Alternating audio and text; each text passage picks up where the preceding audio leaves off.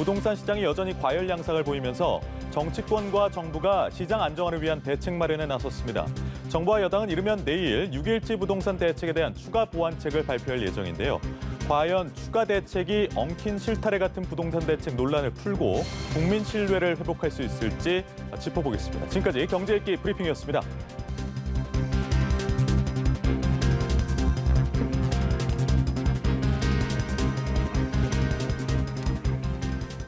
네, 보다 자세한 내용은 김대우의 경제읽기에서 살펴보겠습니다. 김대우 박사 나오셨습니다. 네, 안녕하세요, 어서 오세요. 네, 반갑습니다. 네, 자 이렇게 이규 앵커가 전에 드린 대로 정부 여당이 다주택자에 대해 종부세를 대폭 강화하는 내용을 담은 부동산 대책을 발표합니다. 저희가 이제 방송 시작 전에 최고 세율이 6% 인상안이 유력하게 검토된다 이런 속보 소식도 있었는데 발표의 수위 좀 어떻게 예상을 하십니까? 6%라는 게 이제 종합부동산세를 현 실효세율 기준으로 전체 건물 가액의 6%를 매기겠다 하는 건데 네. 현재 지금 종부세 세율이 3.2%입니다. 최고 세율이. 그렇게 되면 현재 세율보다는 약 2배 정도 올라가는 것이 되고 네. 작년 12월 16일 날 정부가 이른바 12.16 대책으로 올리겠다 한 대책 그 당시에는 4%가 목표였거든요. 근데 그게 여야 간에 마찰로 해서 통과가 되지 않았어요. 거기에 비해서 본다면 약 한 50% 정도 오르는 것으로 되는데 이것은 확정안은 아닙니다. 네. 지금 정부가 매우 긴박하게 움직이고 있습니다. 국토부, 또 기획재정부, 민주당, 당정이 최종적인 새로운 부동산 대책, 아마 이것은 22번째 정책이 될 것 같은데요. 네. 7월 달에 통과시키겠다는 게 지금 정부의 목표거든요. 그럼 7월 임시국회에서 통과시키려면 국회 일정상 내일 국회에 발의가 돼야 됩니다. 예. 그러다 보니까 오늘 확정을 하고 내일 발표하지 않는가 그런 생각이 드는데요. 네. 아무튼 그 부동산 대책이 매우 임박했다 이렇게 볼 수가 있습니다. 알겠습니다. 말씀하신 것처럼 확정은 아직 아닙니다만 네. 전해지는 거에 따르면 그렇고요. 임대사업자를 포함해서 다주택자에 대한 이런 세제를 강화하려는 이유는 이 사람들이 가지고 있는 주택을 시장에 내놓겠다는 건데 보유세 강화하는 것만으로는 안 된다. 그러니까 퇴로를 좀 터줘야 된다 이런 얘기가 나옵니다. 퇴로가 뭡니까 이제? 그렇습니다. 토끼를 잡을 때도 퇴로를 만들어 놓고 토끼를 한쪽에서 몰면 쉽게 잡을 수가 있습니다. 네. 퇴로를 주는 것은 거기에 특혜를 주는 것이 아니라 사실 토끼를 잡기 위한 것이거든요. 그런 관점에서 볼 때 부동산 정책도 부동산 가격을 안정시키려면 퇴로가 필요하다라는 이런 지적이 지금 들끓고 있는데요. 현재 그동안에 정부가 2017년 이후 해왔던 부동산 정책은 규제를 계속 강화하는 것이었습니다. 네. 그리고 세금을 올리는 거였어요. 그리고 내일도 아마도 정부는 종부세를 비롯해서 양도세 이런 세금을 올리는 쪽으로 세금을 더 올리게 되면 사람들이 그 부담이 버거워서 보유하고 있던 세금을 내는 것이 너무 어려울 테니까 예. 결국은 시장에 매물로 팔지 않겠냐. 그러면 수요 공급의 원칙에 의해서 공급 물량이 많을 때 부동산 가격이 떨어질 것이다. 이렇게 판단하는 것 같아요. 네. 그게 일정 부분은 맞습니다. 그런데 지금 퇴로라고 주장하는데 굉장히 중요한 대목인데요. 지금 부동산 종부세를 예를 들어서 6%로 올린다고 하더라도 지금 양도세율이 현재 지금 최고 세율이 62%거든요. 예. 그러면 부동산을 팔았을 경우에 판 이득의 62%를 세금을 내면서 과연 종부세 무서워서 팔 수 있겠느냐. 그런 면에서 거래세 팔 때 내는 세금은 한시적으로라도 좀 대폭 좀 내려줘서 네. 사람들이 스스로 팔 수 있게 유도하는 그런 퇴로를 만들자라는 것이 지금 이 일각에서 주장하고 있는 이른바 다주택자 퇴로 정책입니다. 그러니까 일각의 주장은 퇴로라는 것이 이제 양도세를 좀 낮춰서 시장에 매물로 내놓을 수 있는 걸 조금 망설이지 않게 하자 뭐 이런 말인 것 같은데 이 국토부 차관이 반대 의견을 냈어요. 그러니까 시세 차익에 대한 환수 의지가 정부의 전체적인 기조인데 여기에 대한 시장에 혼선을 줄 수 있다는 겁니다. 예, 박선호 국토부 차관이 오늘 오전에 한 방송사에 나와서 아주 강력한 톤으로 퇴로는 없다, 양도세 낮추는 건 없다라고 아주 못 박아서 얘기했어요. 박선호 차관의 논리에도 나름대로 일리가 충분히 있습니다. 박 차관 얘기는 만약에 정부가 지금 현재 부동산 가격이 높다고 해서 또 퇴로를 준다고 해서 부동산 양도세 세율을 낮추면 일반 국민들은 투자자들은 언젠가는 부동산을 오랫동안 가지고 있으면 정부가 상황이 어려워질 때마다 양도세를 낮춰줄 테니까 그러니까 오히려 투기를 더 많이 하자. 예. 마구 사모으면 언젠가는 세금을 낮춰줄 때가 있을 거야라는 그런 잘못된 시그널을 줄 수 있다는 거죠. 이런 것을 막기 위해서라도 정부는 흔들림 없이 네. 퇴로 같은 이런 어떤 그 낭만적인 얘기보다는 강력하게 세금을 밀어서 국민들로 하여금 못 견뎌서 세금을 팔게 하는 그런 정책을 쓰겠다는 의지의 표현으로 보입니다. 네. 알겠습니다. 이런 가운데 이제 전세대출 제한 규제도 내일부터 시행이 됩니다. 규제 지역에서 3억 원 초과 아파트를 사면 전세대출 받을 수 없다는 거고 갭 투자를 막기 위한 방안이었는데 효과가 있을 거라고 보십니까? 네, 저 대목이 사실 가장 안타깝고 또 시장의 충격이 가장 큰 대목인데요. 네. 내일부터 이제 3억짜리 이상의 집을 사면 전세 대출을 못하게 되고 기존에 있었던 전세 대출도 만기 돌아올 때 상환 또는 도중 상환을 해야 되는 지금 이런 상황이거든요. 3억짜리 집 과연 현재 서울과 수도권에서 과연 이게 집이 호화 고가의 주택이냐? 절대 그렇지 않거든요. 네. 서울에 지금 평균 아파트 가격이 약 9억까지 올라가 있단 말입니다. 그렇다면 3억짜리면 서민들이 주로 실수요자들이 많이 사용할 것으로 보이는데 이 실수요자들이 사용하는 주택도 전세 대금을 막아야 되겠냐. 물론 정부 일각에서는 집을 사면 그 집에 들어가 살면 되지. 네. 왜 또 전세를 얻느냐. 갭 투자용 아니냐. 그것도 물론 일리는 있어요. 그러나 사람들이 다 그런 건 아니거든요. 집을 살 때 처음에 3억을 다 못 마련해서 지금 2억 7천만 원이 있습니다. 그러면 6개월 후에 들어갈 생각을 하고 2억 7천만 원 주고 지금 사서 네. 또 일부는 전세로 살다가 내년에 들어가는데 이런 사람들 입장에서 타격을 받으니까 정부의 최근의 부동산 정책이 부동산 가격을 낮춘다라는 그런 명분하에 중산층 서민들 또 무주택자들 때리게 하는 거 아니냐. 무주택자들한테 고통을 주는데 다른 한쪽으로는 집값이 더 올라가니까 예. 무주택자들은 상대적 박탈감이 더 터진다. 이것이 지금 중산층 부동산에 대한 중산층들의 분노이지 않습니까? 예. 내일부터 좀 본격화될 것으로 보입니다. 그러니까요. 그래서 경실련을 비롯해서 시민단체들은 이번 부동산 추가 대책에 대해서 별다른 기대를 안 하는 것 같습니다. 김현미 장관 비판하는 내용이 많고요. 또 예.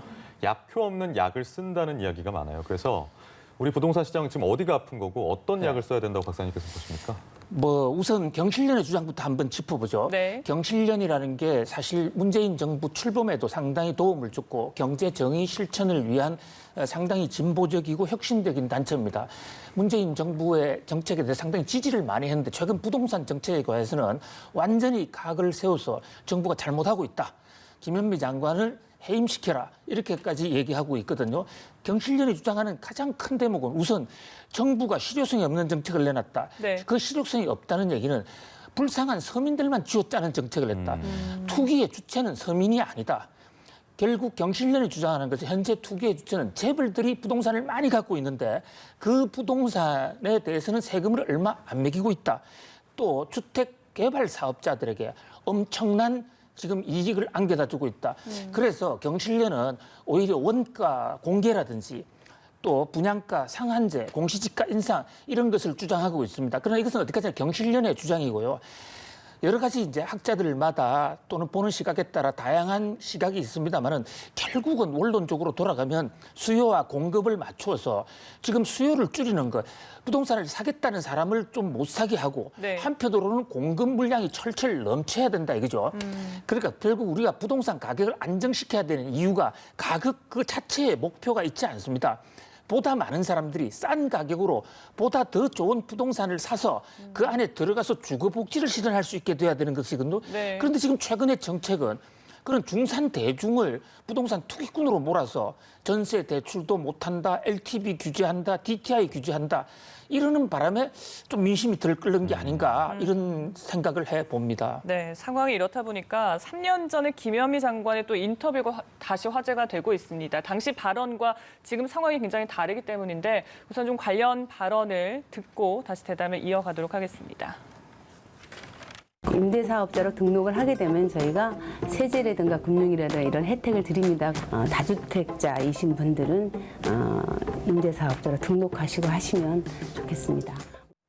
네, 임대사업자에게 혜택을 주겠다라는 발언이었고 이 밖에도 다주택자는 집을 팔아야 한다. 라는 경고부터 신혼부부 청약을 좀 쉽게 하겠다라는 발언이 있었습니다. 근데 이런 부분들이 지금 현실과는 많이 다르지 않습니까? 예, 요즘 유튜브 포털에 들어가 보면요.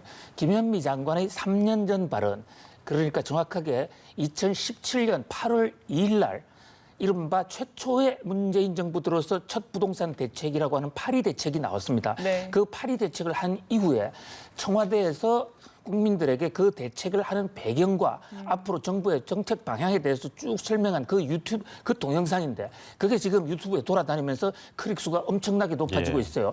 지금 우리 잠깐 그 방송 그 동영상이 리플레이가 됐지만 거기서 임대 사업을 확대하겠다. 다주택자들은 집을 임대 사업을 하면 세금을 깎아주겠다. 이 대목이거든요. 네. 지금 바로 이 대목이 부동산 투기를 불렀다.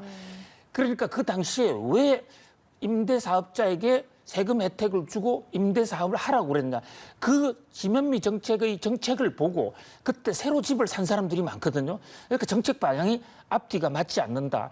그다음에 집 두 채 가진 사람 이상 다 좀 파세요. 내부터 팔겠다 이랬는데 고위공직자들이 예, 예. 집을 팔기는커녕 오히려 더 늘렸고 지금 현재까지도 많이 가지고 있는 문제. 이런 어떤 김현미 장관이 한 반대로만 됐다. 이것이 지금 유튜브의 국토부에 대한 조롱입니다. 마지막으로 하신 말씀 제가 다음에 여쭤보려고 했었던 건데 고위공직자나 이제 정치인의 다주택을 법과 제도로 막자라는 움직임이 정치권에서는 나오고 있습니다. 고위공직자는 주식을 일정 수준은 보유를 못 하잖아요. 그거하고 비슷한 논리로 주택 보유도 좀 제한하자는 건데 백지 신탁 얘기도 나오고요. 어떻게 보십니까? 그렇습니다. 세계적으로는 유례가 없는 건데요. 한국의 부동산 상황이 워낙 심각하다 보니까 고위공직자들에게 부동산 백지 신탁을 하자. 자, 백지 신탁을 하게 되면 지금 주식의 경우에는 다 팔거나 은행에서 어떻게 처분을 하더라도 자신은 내용도 알 수가 없고 항의를 하지 못하게 돼 있습니다. 예. 주식을 그렇게 하는 이유는 고위공직자들의 어떤 정책이 주가에 엄청난 영향을 주기 때문입니다. 그렇죠. 그에 비하면 예. 부동산은 주식보다는 훨씬 더 둔감하다고 볼 수가 있습니다. 그러나 이제 특정 부처, 이를테면 국토부라든지 기획재정부에 부동산 세금을 맡기는 부서, 이런 부서에 좀 새로 도입할 필요도 있겠죠. 그러나 부동산 개인의 어떤 사유재산이고 근본적으로 자기가 살고 있는 집이단 말이죠. 네. 그런 집을 과연 공직자란 이유만으로 전부 다 백지 신탁을 할 수 있겠는가. 그게 대해서는 좀 찬반의 논란이 있을 수 있다고 봅니다. 네. 그런데 박병석 국회의장은 또 증여 논란에 휘말렸습니다. 강남과 대전에 2주택을 보유하고 있고 대전 주택을 팔았다라고 했는데 이게 아들에게 증여를 한 거였잖아요. 그렇습니다. 이런 어떤 공직자들의 처신이 네. 중산층 대중들한테 큰 실망과 원망을 낳게 하는 거죠. 박병석 국회의장이 경실련과 최근에 좀 논전을 벌였죠. 경실련에서 왜 국회의장이 집이 2주택이냐, 1가구 2주택이냐. 그러니까 네. 그저께 공식적으로 발표했으면 나는 집 팔았다. 시골에 있는 집, 그러니까 충청도 자기 지역구에 있는 집을 팔았다라고 정확하게는 처분했다고 그랬습니다. 그럼 보통 처분했다면 우리는 매각한 것으로 생각을 하는데 네. 처분한 게 아니라 자기 아들에게 넘긴 거예요. 그리고 그게 월세를 내고 있다 이랬는데 나중에 알고 보니까 그냥 본인이 계속 지금도 대전 지역을 가니까 그게 관리비 쪽으로 낸다. 이거 정여한 건데 네. 정여를 처분이라 해서 매각으로 혼돈을 주겠다. 이것은 하나의 꼼수다. 그리고 보다 근본적인 것은 이 공직자들의 어떤 다주택 해소에 대한 그런 의지가 전혀 반영이 돼 있지 않고 네. 이렇게 계속 꼼수만 쓰려고 하는 이런 데에서 국민들의 어떤 실망이 커진다. 이래서 원성이 지금 제기가 되고 있는 것 같습니다. 예, 이러는 사이에 부동산 정책에 대한 국민들의 신뢰들은 조금씩 하락하고 있습니다. 신뢰를 지키려면 어떻게 해야 되겠습니까? 글쎄요, 결국은 이 일관성, 그다음에 합리성, 한목적성 이런 것이 있어야 되지 않겠나 생각이 되고요. 결국은 이 현재 지금 이 부동산 가격이 21번의 대책을 해왔는데도 별 효과가 없었다라는 게 지금 전 국민적으로 지금 확산이 되어가고 있지 않습니까? 정치권에서도 예. 안철수 전 의원 같은 분은 21명의 타자가 아웃됐는데 또 그 사람한테 똑같은 대책을 세우게 하느냐 이런 얘기가 있단 말이죠. 제일 중요한 것은 자 이번에 부동산 대책이 나오면 이것은 경제학적 논리로 보더라도 부동산 가격 안정에 확실한 효과가 있을 것이라는 그러한 자신감 그런 확신을 불러일으켜 줘야 됩니다. 그렇게 되면 그 정책이 논리적이어야 되고 이데올로기적이고 감정적이지 않아야 됩니다.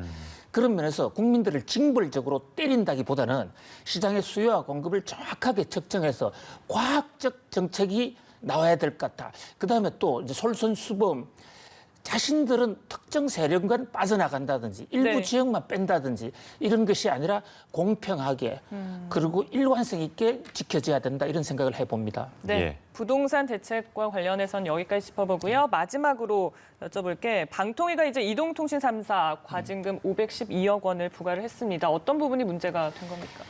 예, 이동통신 3사라는 게 우리가 쓰고 있는 핸드폰, 스마트폰 얘기예요. 네. KT하고 또 SK텔레콤, LG U+, 이 세 회사를 우리가 흔히 이동통신 3사, 이통 예. 3사라고 그럽니다. 거대 기업들이죠. 우리 국민 생활에 결정적인 영향을 끼치고 있는데 이 회사들이 5G 시대에 들어가서 서로가 좀 더 고객을 많이 확장하겠다고 해서 현재 실정법을 위반해가면서 실정법이라는 게 단통법이라는 게 있습니다. 원칙을 어겨서 보조금을 주는 그것을 철저히 지금 규제하고 있거든요. 네. 그런데 서로 경쟁적으로 KT가 제일 많이 했고 그다음에 SK 이런 순인데 그렇게 시장 질서를 어지럽혀가지고 돈을 마구 뿌린 겁니다. 이제 돈을 뿌린 것은 두 가지 방법에 그 법을 어긋난 그 규모가 워낙 많다.